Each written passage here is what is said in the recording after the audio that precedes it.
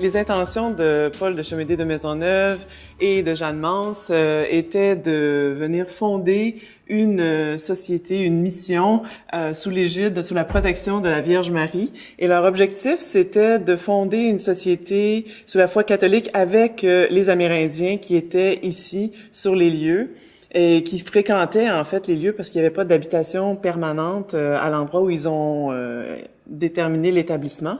Maisonneuve et Jeanne Mance faisait partie de la Société de Notre-Dame qui avait été fondée en France. Donc, c'est un groupe en France dans un contexte où la religion catholique cherche à retrouver ses lettres de noblesse. Il y a eu plusieurs guerres et ils cherchent à avoir de nouveaux adeptes. Donc, cette Société de Notre-Dame vise justement à regrouper des personnes qui ont le projet de grandir sous la foi catholique. Alors, c'est le projet que Maisonneuve et Jeanne Mance ont. Et ils vont venir avec une quarantaine d'engagés pour s'installer et bâtir un fort et construire ce projet. Le site a été choisi pour des raisons bien particulières. On sait que Jacques Cartier était venu à Hochelaga en 1535. On sait aussi que Champlain est venu sur le site en 1611. Il avait pour objet de cibler un endroit où s'établir, où commercer. Champlain aurait même fait des essais agricoles sur le site.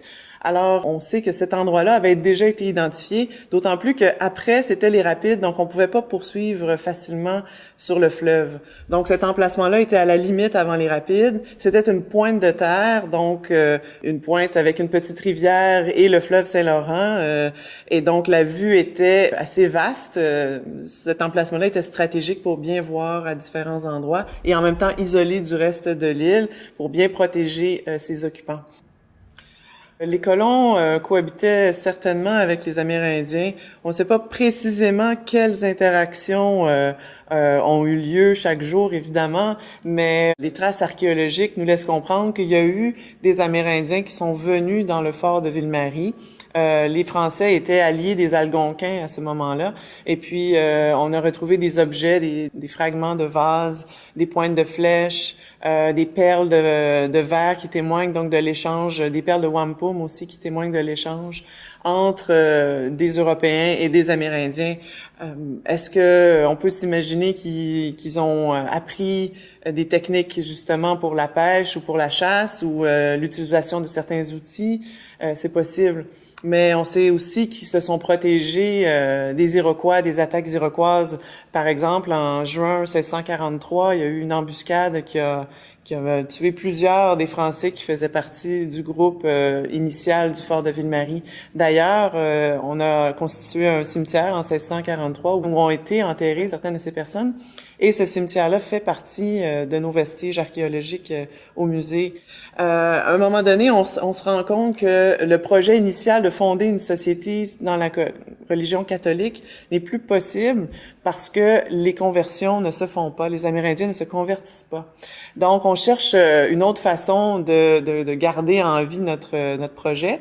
Et on va donner une concession de terre de l'autre côté de la rivière à un monsieur qui s'appelle Pierre Gadois, qui va être le premier à s'établir en dehors du fort. Donc, on est en janvier 1648.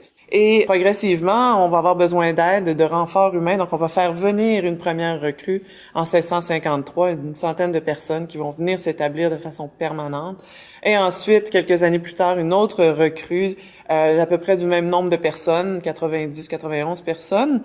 C'est donc ce mouvement de population fait qu'on est rendu beaucoup dans le fort, on a besoin d'espace et avec le roi qui prend en charge la colonie et le départ de Maisonneuve, ça constitue le moment où je dirais le fort cesse son usage militaire de fort comme tel. Une chose que les vestiges nous ont appris d'abord, c'est l'emplacement du fort. Ça faisait des années qu'on cherchait à positionner le fort sur la pointe. On avait une idée approximative avec la découverte du cimetière à proximité. On savait à peu près c'était où. Mais en trouvant certains des vestiges clés comme un coin de bastion, on a pu, grâce au traité militaire de génie militaire de l'époque, reconstituer le positionnement du fort. Ça, c'est une des premières choses, je dirais, que l'archéologie nous a permis de découvrir. Et ensuite, toute la culture matérielle matériels, tous les artefacts, les écofacts aussi qu'on a retrouvés nous ont permis de comprendre la diversité de la faune. On a retrouvé de la tortue, de l'aigle, on a retrouvé du castor en très grande quantité également. Alors ça aussi, ça nous a permis de comprendre qu'il y avait beaucoup d'animaux sur la pointe. Et dans le secteur autour. On a trouvé aussi des artefacts qui témoignent de la richesse de la vie, de l'importance du religieux. Bien entendu, on sait que c'est un projet religieux, mais l'archéologie nous confirme aussi par des magnifiques objets sur le plan, en tout cas, de la connaissance du 17e siècle en Nouvelle-France. On a 3 navettes à encens qui étaient utilisées pour les rituels religieux catholiques. On a retrouvé un fragment de lampe de sanctuaire. On a retrouvé des grains de chapelet également. Et une autre chose que l'archéologie nous a permis de découvrir, c'est l'importance du métal. Le métal qui est un petit peu l'or noir de l'époque, si je peux dire. On a retrouvé des scories qui témoignent qu'on a tenté d'extraire du minerai de fer sur le site, ce qui est exceptionnel en Nouvelle-France à cette époque-là, ce qui serait le premier cas d'extraction. Du minerai de fer, de tentative du moins. On a retrouvé aussi beaucoup d'objets associés à l'armement, donc des pièces de pistolet, des balles de plomb. On a retrouvé des fragments, des taillants de haches ou des limes pour travailler. Donc on sait que le métier de taillandier ou de forgeron était crucial dans une société comme celle-là où on s'arme avec le métal, où on s'outille avec le métal, où on s'équipe de toutes sortes de manières. Donc, les fouilles archéologiques ont, entre autres, permis de découvrir ou de mieux comprendre cet élément de la vie. Et bien d'autres encore aussi.